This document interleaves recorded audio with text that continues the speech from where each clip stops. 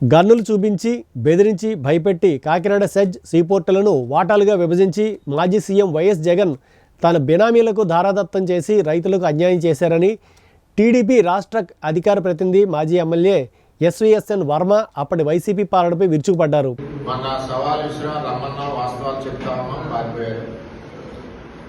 మాజీ మంత్రి దార్శక్ రాజా గారు కూడా చాలా ఎక్కువగా చెప్పారు, ఏదో తెలుగుదేశం ప్రభుత్వం పనిచేయలేదు, రామకృష్ణ గారు ఉన్నప్పుడు పనిచేయలేదు, మేమున్నప్పుడు పనిచేయలేదు అంటే తెలుగుదేశం పార్టీని ఇక్కడ ఎప్పుడు కాదు.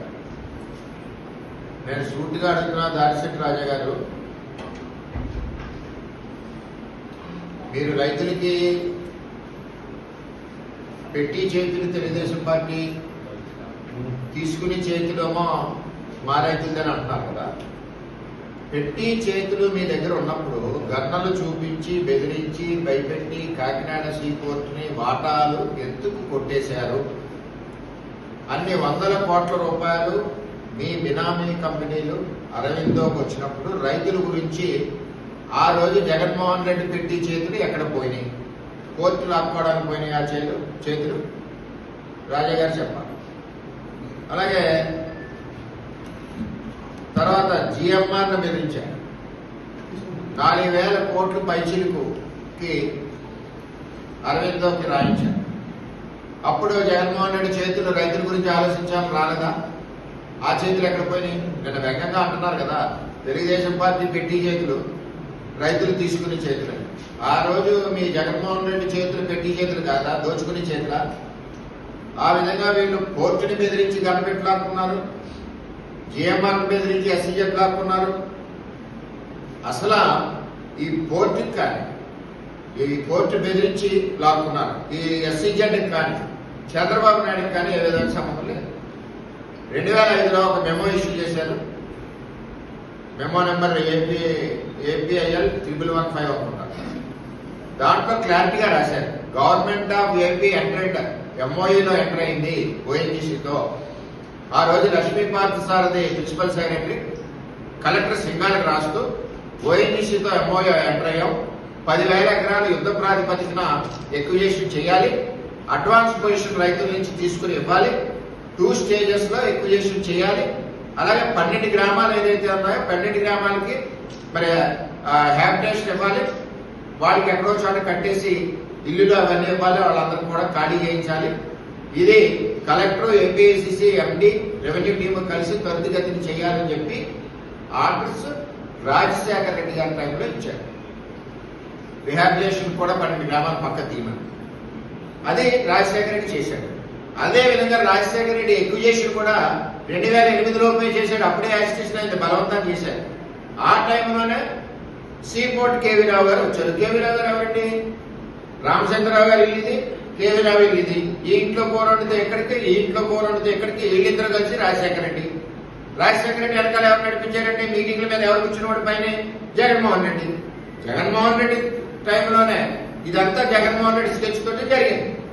ఇవాళ తెలుగుదేశం పార్టీని చంద్రబాబు నాయుడు ఇన్వాల్వ్ చేయబెట్టి, అదేవిధంగా SCZ 12లో చంద్రబాబు నాయుడు గారు పోరాటం చేసి ఎయిర్ వాక్ చేసి 8,000 ఎకరాలకి 160 కోట్లు ఎకరానికి 2 లక్షల రూపాయలు చెప్పిన అదనంగా ఇచ్చారు.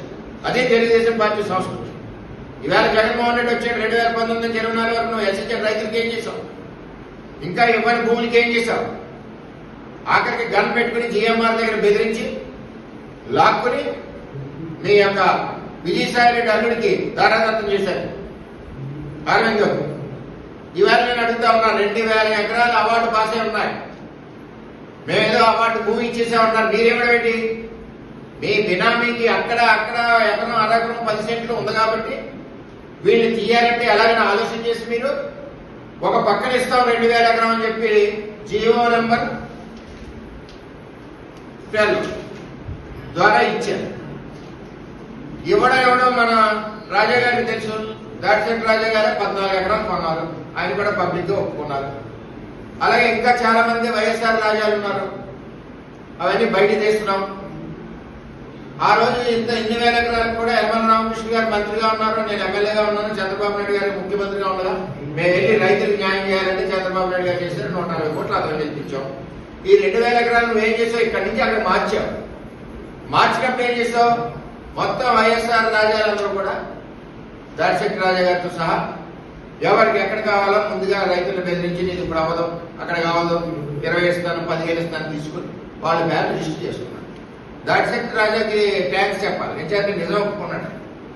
ఎందుకంటే మాకు ఎక్కువ కష్టం లేకుండా నేను కొన్నాను, ఓకే ఎలా కొన్నాం అన్నది ప్రజలు తెలుసు. ఇంకా కొన్న వాళ్ళందరినీ బయటికి తీస్తున్నారు, ఇంకా రాజాలందరూ బయటకు వస్తారు. అంతేగాని ₹1 కూడా ఇవ్వలేదు. ఈ జీవో నెంబర్ 12 ప్రకారం 850 ఎకరాలు ఇంకా 842 ఎకరాలు ఎక్కడెక్కడ ఉన్నాయి? పోర్టులో 560 ఎకరం ఉంది. పోర్టు ఎవరిదండి? అరవింద పోర్టు. 560 ఎకరాలు పేమెంట్ ఇవ్వాలి. నువ్వు ఏమి ఇచ్చావు జీవోలో? 10 లక్షల రూపాయలు ఇవ్వమని ఇచ్చాడు. Total compensation as ₹10 lakhs per acre in respect of eligible assignees. అంటే నువ్వు 10 లక్షలు ఇవ్వమని దాడిశెట్టి రాజా గారు మీరు మంత్రి అయినట్టు సరిగ్గా 10 లక్షల రూపాయలు నువ్వు మంత్రిగా ఉండగా, జగన్మోహన్ రెడ్డి ముఖ్యమంత్రిగా ఉండగా ఇదే రైతులకి నువ్వు నిన్న మాట్లాడిన రైతులకి 10 లక్షలు ఇవ్వమని చెప్పావు.